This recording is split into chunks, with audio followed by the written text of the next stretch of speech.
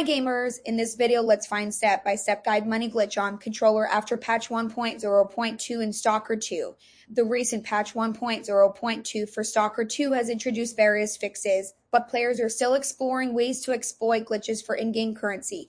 The infinite money glitch, which allows players to repeatedly sell and reclaim items for profit, remains functional despite the patch. How to perform the infinite money glitch visit. A trader. Go to any trader or vendor in the game. Select items. Choose an item that you have in abundance, certain ammo types, food items, etc., and place it in the sell section. Sell all. Click the sell all button when prompted. Reclaim item.